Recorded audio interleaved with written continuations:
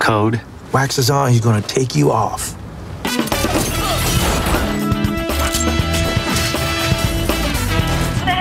It's this crazy partner they got me working with, okay? You got a problem with that? Nope. On se dit toujours quand on a un script, on dit allez, soyons fous. Imaginons que tout est permis. Quel est le plus beau duo qu'on pourrait faire? On a pensé à John très tôt et à Jonathan très tôt. Et après, on s'est dit on va essayer. Qui n'essaye pas, qui ne tente pas n'a pas de réponse. Et voilà, on a eu beaucoup de chance. If you want to be a secret agent man, you have to roll like a secret agent man. Move. I first received a script from Luc, and when an American actor receives a script from Luc Besson, you pay attention. And I read the script and I loved it, and then I understood it would be directed by Pierre Morel.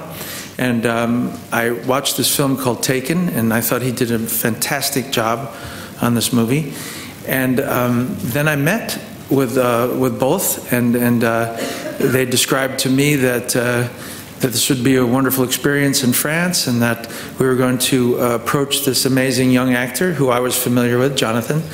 And I said, well, you know, if we get Jonathan, and I think this would be a good chemistry, it would be a wonderful thing. So, you know, I was honored to be working with the prestigious group.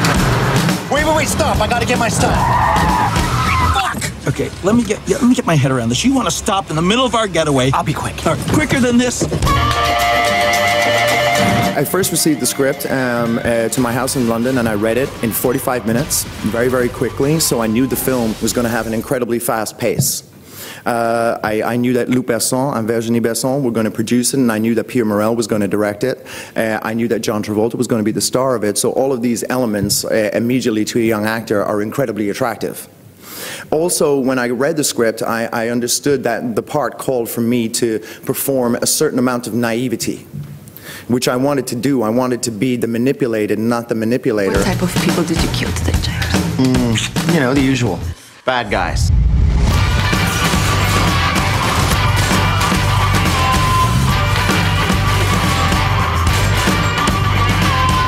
He's being modest. Tell me how you saved the day. I helped. Welcome to Paris, baby. Pierre and I were looking at these magazines like Soldier of Fortune and other types of magazines like that. And interestingly enough, the men with these artillery had shaved heads and goatees, and they were chicly dressed with scarves. And we both discussed as how this would be possibly an interesting look, but we should bring it to Luc to see if it's too much. And then we did some computer graphic, what do you call it? Trials, you know. And we found out that it was very effective. And we all three agreed that this would be an extreme way to go, but be very contrasting to Jonathan's kind of James Bond look.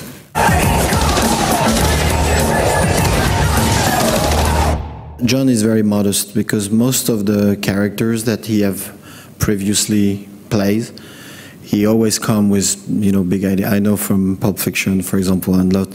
So he's very talented on that to find the look so he came with a lot of proposition, and that was easy for Pierre and me to follow.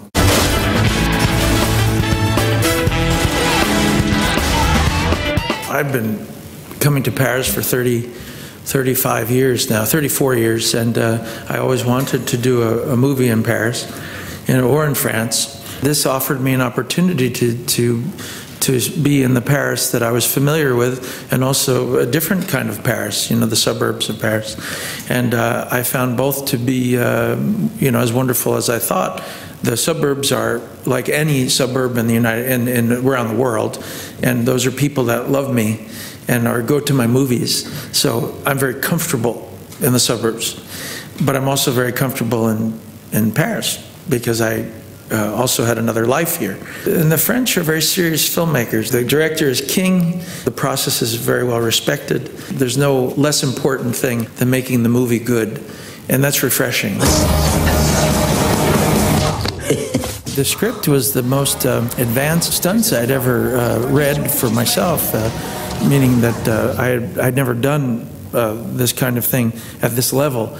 And the idea that Pierre and Luc thought that I could do it, meaning at my age, it was a challenge. You know, I thought, if they really believe that I can go upside down on a pole and shoot, and I can jump over rooftops and beat up a gang and do it myself, I'm not going to disappoint them. So my athletic background and my dance background allowed me to do it with choreography, let's say. And I was actually excited that someone really thought that at my age I could do this. I did probably 95% of my stunts.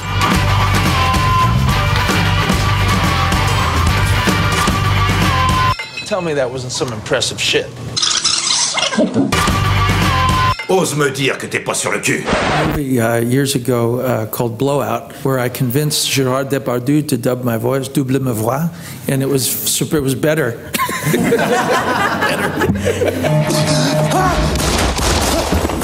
La prochaine fois que je te dis tu cet enfoiré, tu cet enfoiré. I did a film many years ago called Bend Like Beckham, and in Italy they dubbed it into Italian. I'm still looking for that guy. I've been hunting that guy for 7 years. He was not Gérard Depardieu. Qu'est-ce que tu as fait? Tu sais que je peux pas te donner de détails. Allô? Bon travail, Rhys. You know, there are some Japanese friends here. I think they read Victor Hugo in Japanese. I think we lose a little probably in the translation in Japanese, just by the way that you read the other way.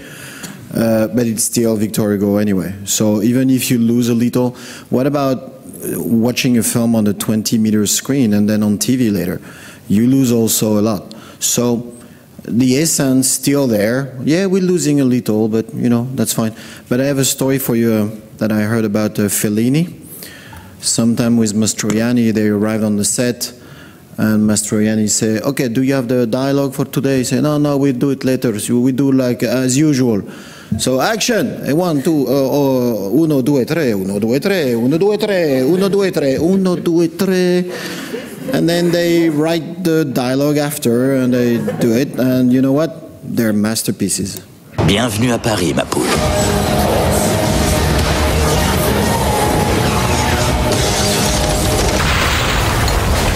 What the fuck, Wax? Fucking boom.